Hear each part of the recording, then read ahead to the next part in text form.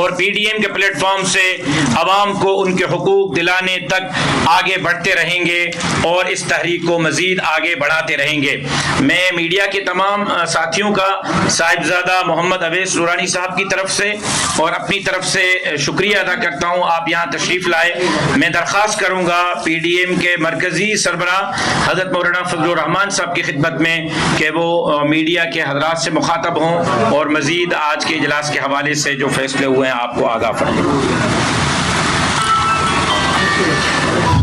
بسم اللہ اسلام آباد کی طرف روانہ ہوگا، 23 مارچ کو وہاں پہنچے گا انشاءاللہ، اور ملک کے گوشے گوشے سے عوام وطن کے ساتھ ایک وفاداری کے نئے عزم اور ولولے کو لے کر اسلام آباد پہنچیں گے، اور انشاءاللہ العزیز یہ ملک اور وطن کی ان نااہل اور ناجائز حکمرانوں سے نجات کا دن ہوگا۔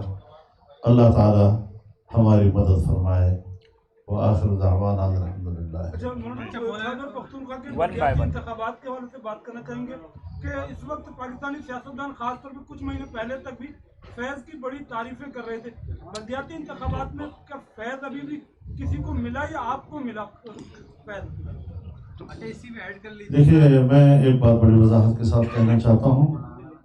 ہمیں یقیناً اسٹیبلشمنٹ سے شکایت رہی سن 2018 کے الیکشن کے حوالے سے، اور آج ان کی مداخلت جب اس بلدیاتی الیکشن میں نہیں ہے اور ہم جس کو اپریشیٹ بھی کرتے ہیں، تو آپ نے نتائج دیکھ لیے کہ عوام کی اصل رائے کیا ہے۔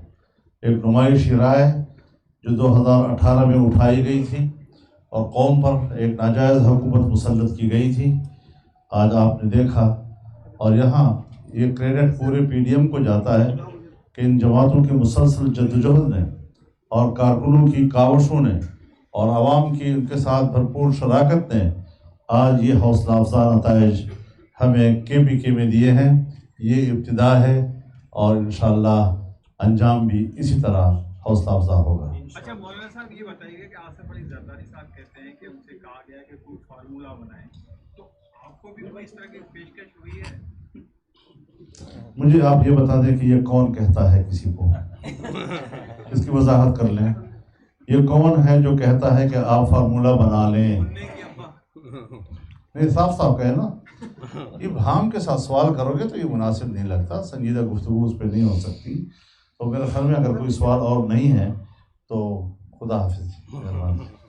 بہت 23 مارچ کے جو مہنگائی مارچ کے حوالے سے وفاقی حکومت کا یہ کہنا ہے کہ 23 مارچ یوم آزادی کی پریڈ، یوم پاکستان کی پریڈ ہوگی، اس دن کو موقع وہ زور سے ختم ہو جاتی ہے اور ہم نے عصر مغرب تک پہنچنا ہے انشاءاللہ۔